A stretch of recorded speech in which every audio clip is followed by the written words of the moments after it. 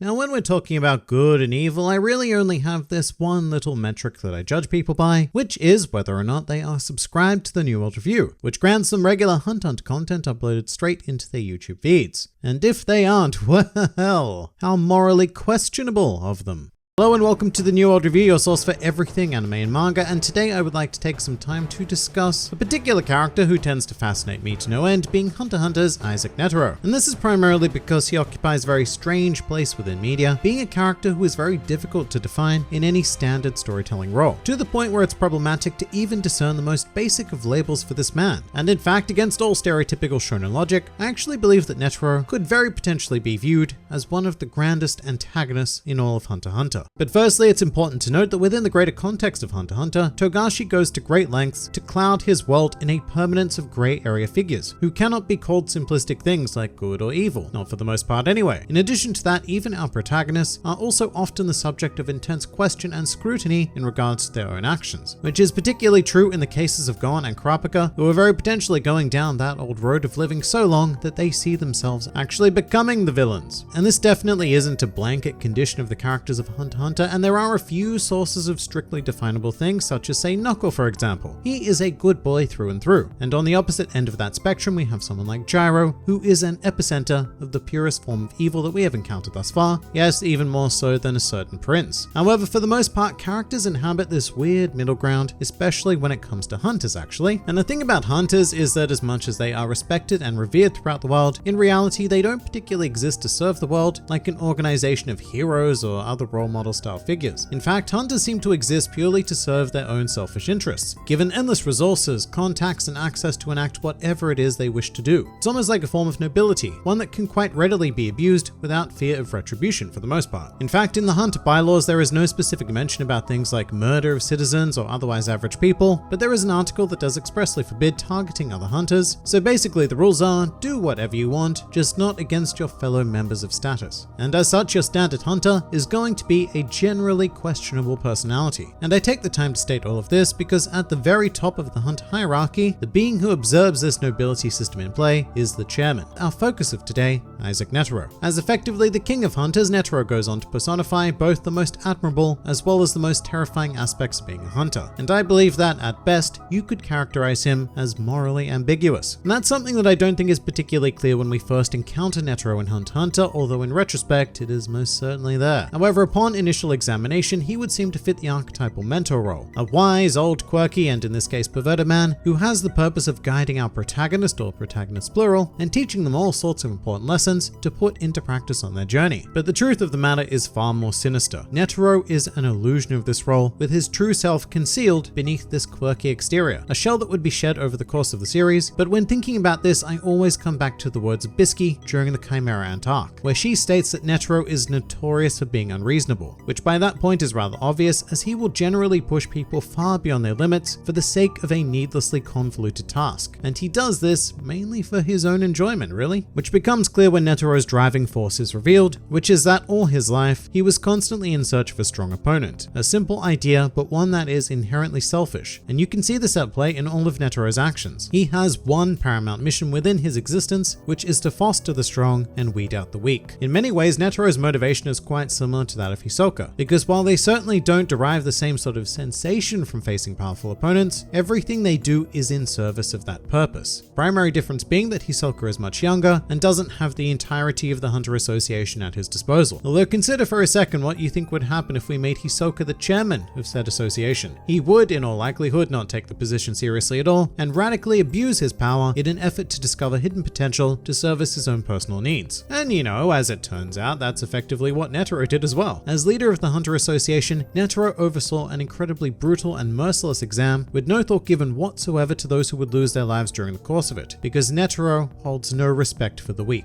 And the result of the exam was the production of beings who one day might be able to provide him with something of an ultimate opponent, because by this point Netero had traveled the world, even to the Dark Continent, and he had not managed to find what he was looking for. So he judged that the only way he may find such thing would be to mold it for himself. So if you think that Hisoka grooming Gon is a creepily and deeply immoral moral aspect of that character, then you should probably feel the exact same way about Netero. In fact, on many levels, Netero could be characterized as being worse than Hisoka, because at the very least the Mad Clown makes his desires known, whilst Netero operates from a much deeper aspect of himself, essentially masterminding the world to provide him with what he desires most. And thinking back on it, you can really see how cold-hearted he is in instances like the match between Gon and Hanzo, or the final phase of the Hunter exam in general actually, which was deliberately crafted to be a brutal affair whereby inflicting pain and demanding submission was the main goal, rather than allowing the sweet and instant escape of death. And then of course intently watching Gon being repeatedly physically beaten for 3 hours, which says to me that once again, at very best, you could call Netero morally ambiguous in this very moment, but at the very worst you could call him a sinister architect for crafting these conditions with this exact goal in mind. Now to counter this idea, there is another example during the Hunter exam, where Netero offers to give Gon and Killua their licenses, on the spot mind you, if they can best him in a ball game. And this is another one of those things that makes Netero look like a mentor at first, as if he is taking the opportunity to train the two of them, but another way of looking at it is him having fun at the expense of those that he views below him, as well as surveying and cultivating potential challenges for his future. And that might sound like an incredibly harsh way of putting it, but I very much believe it. Even if by the end of it, Netero enacts what seems like kindness by having them slow down so that Gon can rest a bit more, I really don't see this as any different from Hisoka's act of kindness in giving Gon his tag during the 4th phase of the exam. He, just as with Netero, had an innate desire to see Gon grow. But in addition to his views on exam candidates, Netero also shows blatant disregard for the lives of those within the association itself, which is most profoundly demonstrated through the installation of Pariston Hill as vice chairman. Netero committed this action almost exclusively to entertain and provide something of an administrative challenge to himself, which at first, sure, that seems like a fine idea. Employing someone with a very different philosophy can be helpful in seeing situations from unique perspectives. However, that was not the case. Pariston was an unbridled force of chaos who was heavily implied to be responsible for the deaths of many hunters over the course of his tenure as vice chairman, as well as generally perverting the structure of power for his own personal use, all of which Netero was very well aware of, but he simply did not care. And that's because Pariston was entertaining and capable of challenging him on some level at least, and that desire trumped concern for the lives of his theoretically valued hunters within the organization. Netero just doesn't care, and I guess that also very much plays into his core belief of power. He does not respect those who do not possess it or fall to a greater force, and that's quite a terrifying feature in a leader, because it means that he will willingly throw you into chaos, or even simply abandon everything you know and love based on a trivial personal desire. And in many ways, the world we see at the beginning of Hunter x Hunter is a direct result of Netero's overwhelming influence. Having been the chairman of the association for as long as he has, I would actually love to know what the Hunter exam was like prior to his ascent to power, because we do know that after Cheadle took over as chairman, she drastically reformatted the exam to focus less on cultivating the powerful and to take a more cerebral approach. I mean, the first phase of the 289th exam was a psychological examination, and the final exam was a simple Q&A session, which held a record amount of candidates for the final stage of a Hunter exam. Although to be fair, this was also because Cheadle was seeking out individuals to accompany them to the Dark Continent, so it had a double purpose this time around. Still, it shows the extreme amount of influence that the chairman has on the structure of the exam, with Cheadle's being much more forgiving of the weak, and I have no doubt that what it means to be a hunter will continue to change and evolve under Cheadle's guidance. So I really do think that you can credit Netero directly for a lot of what we take as a basic feature of Hunter x Hunter, which is its brutality and generally unfair nature. And no, I suppose that can't be applied to the entire world, but Netero most certainly had a hand in sculpting it this way to resemble his ideal reality, where the strong prevail and the weak disappear. A very antagonistic feature if you ask me. And that's not to say that he didn't institute any policies for the good of humanity. I mean, for example, he was the one who lobbied the V5 to enact a travel ban on the Dark Continent, which was also extended to hunters. And that was obviously for the good of the world, because otherwise we would just keep bringing calamity after calamity in to threaten and destroy everything. But an argument can also be made that Netero did this for a selfish reason as well, because we know his thoughts on the Dark Continent and it does not appeal to him because there is no strong opponent to face off against there. And I highly doubt that he would have wanted that existence to extend to the realm of humanity, because it would have rendered his own quest meaningless. And on the flip side, if beings like Meruem were readily available on the Dark Continent, then I don't think that he would have been so quick to institute such a ban due to his profound belief in power. Now speaking of Mr. Meruem, Netero's battle with the Chimera Ant King is more revealing of his true nature than anything, with Meruem's character arc being being one that invokes an increasing understanding and value for humanity as a whole, which acts in stark contrast to Netero's complete disregard for his own species, only valuing a select few. Although to be fair, they do both share a common respect for strength. However, even in that case, we are still directly comparing Netero to yet another antagonist of the series. And in the end, Netero departs this world leaving a profoundly sinister message, striking pure fear into Meruem for the first and only time in his life with these words: "Meruem, king of ants, you have no idea, do you? You know nothing of the bottomless malice within the human heart." And at this very moment, Netero is 100% the villain of the piece, embracing the most negative aspect of humanity and turning that into his last-ditch source of power to exterminate a being that he, despite recognizing as being powerful and grateful for the challenge, had always viewed as an existence below that of his own. So many people can interpret this as Netero making the ultimate sacrifice to salvage humanity. However, I very much view it as Netero's final act of self-service, revealing the depths of his darkness, which to be fair, isn't all that different from humanity as a whole. But still, for someone who is being considered very much the leader of humanity in the series, it makes an awful lot of sense that Netero would embody this darkness on an extreme level. And there's just so much more you can look at with Netero. Every action that he has committed in this series is questionable at the very least, and in many cases has been performed to the direct detriment of those around him for the sole goal of personal pursuit. Netero, in my mind, is a brilliant antagonist, one who has no doubt shaped the world that our protagonists struggle through day after day, but instead of being recognized for that, Netero has very successfully masked himself as a beacon of hope, which really does maybe go to show how truly doomed this world is. And no, this is not necessarily the interpretation that everyone needs to have. Netero, like many Hunter x Hunter characters, is a complex being that no label could ever come close to completely defining. However, as for me, I have no issues whatsoever with calling Isaac Netero one of the finest antagonists in Hunter x Hunter.